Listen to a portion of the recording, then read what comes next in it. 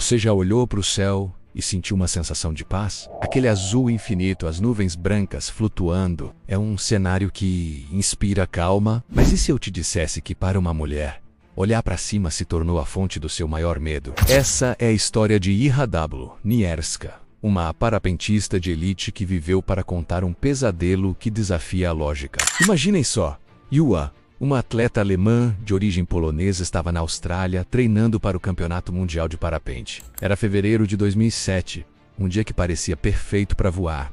O céu estava limpo, o sol brilhava. Ela e outros 200 pilotos se preparavam para decolar, aproveitando as correntes de ar quente para subir e planar por quilômetros. Para eles era mais um dia no escritório, só que o escritório deles é a vastidão do céu.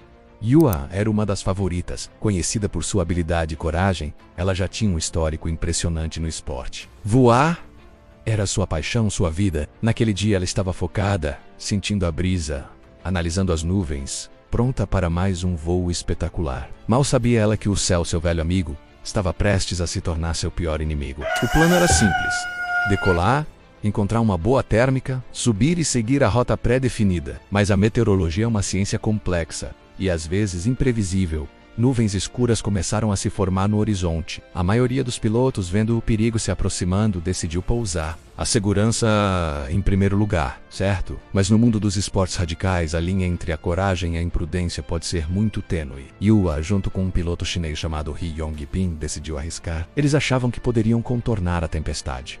Foi uma decisão que mudaria sua vida para sempre. De repente, o que era uma nuvem distante se tornou um monstro. Uma cumulonimbus, a rainha das nuvens de tempestade. Para um parapentista, entrar numa nuvem dessas é como um surfista ser pego por um tsunami. A força lá dentro é inimaginável. Iha foi sugada para cima. Pensem nisso. Em vez de descer suavemente, ela começou a subir e a subir rápido, 20 metros por segundo. Depois 40. É mais rápido que a maioria dos elevadores de arranha-céus. Ela perdeu completamente o controle. O vento açoitava seu parapente, girando-a violentamente. A chuva se transformou em granizo, pedras de gelo do tamanho de laranjas bombardeando-a de todos os lados. Era uma agressão brutal, vinda de todas as direções. Enquanto era arrastada para o coração da tempestade, a temperatura despencava. De um calor agradável na superfície, ela foi lançada para um ambiente de 20, 30, 40 graus negativos.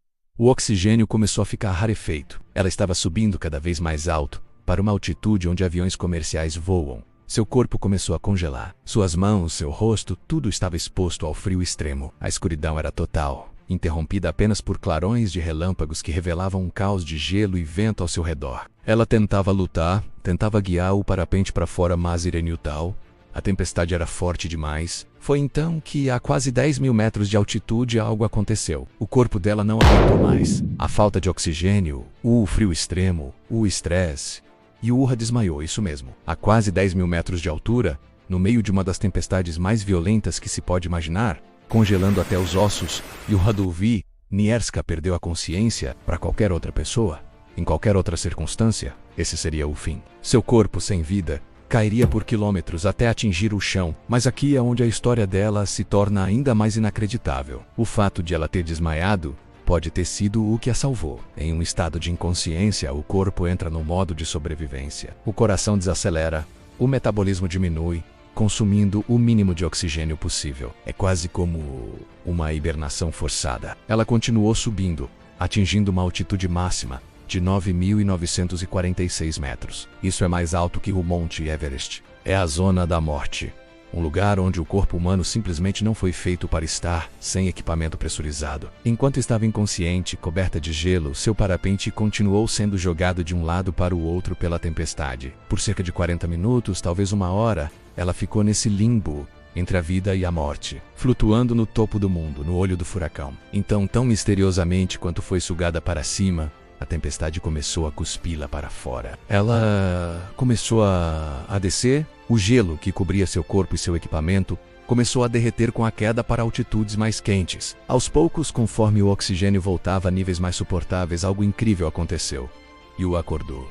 Imaginem a cena. Você acorda desorientado e a primeira coisa que vê são suas próprias pernas e braços cobertos de uma camada de gelo. Você está tremendo incontrolavelmente, com o corpo inteiro doendo, e você ainda está no ar a milhares de metros do chão, ainda dentro de uma tempestade. O que você faria? O pânico seria a reação mais natural, mas a Hua não era uma pessoa comum. Ela era uma atleta de elite, treinada para manter a calma sob pressão. Mesmo naquele estado, seu instinto de piloto assumiu o controle. Ela olhou para seu GPS, que milagrosamente ainda funcionava, e viu os números que confirmavam o pesadelo. A altitude máxima registrada, 9.946 metros. A temperatura mínima perto de 50 graus negativos. Ela estava fraca, congelada, mas viva. E agora, a luta era para voltar ao chão em segurança. Ela começou a guiar seu parapente, buscando uma rota de escape da tempestade. Ela avistou uma clareira, uma área que parecia mais calma. Com as últimas forças que tinha,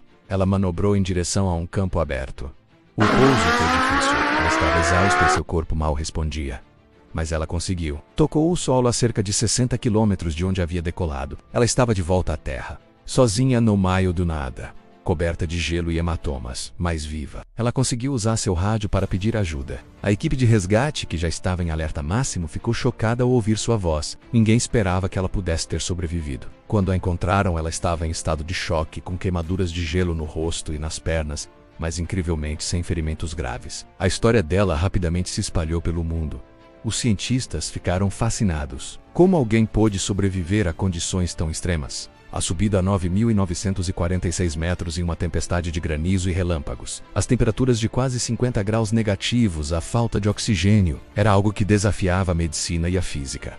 Mas a história tem um lado trágico. Lembram do piloto chinês, He Jong-ping? Ele também foi sugado pela mesma tempestade.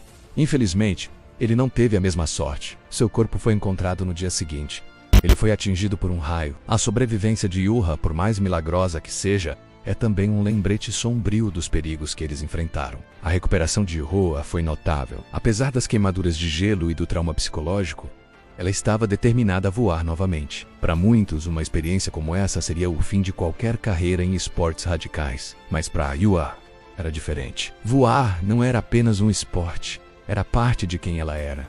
Pouco tempo depois, ela estava de volta ao céu. E sabe o que é mais incrível? No ano seguinte, ela voltou à Austrália e competiu novamente. Ela não deixou que o medo a paralisasse. Ela enfrentou o céu que quase a matou e o reivindicou como seu playground novamente. A história de Hua Dwai-Nierska é uma lição poderosa sobre a resiliência humana, a força da natureza e a linha tênue que separa a vida da morte. É um conto sobre como, às vezes, render-se e perder a consciência pode ser a única forma de sobreviver. É a prova de que o corpo humano é capaz de feitos que nem a ciência consegue explicar completamente. Ela sobreviveu ao impossível. Olhou a morte nos olhos no topo do mundo e voltou para contar a história. Uma história que nos faz olhar para as nuvens de uma maneira um pouco diferente, com um misto de admiração e respeito profundo pela sua força indomável. Obrigado por assistir a essa história incrível. Se você gostou, não se esqueça de deixar seu like, se inscrever no canal e ativar o sininho para não perder os próximos vídeos. 8 approximate.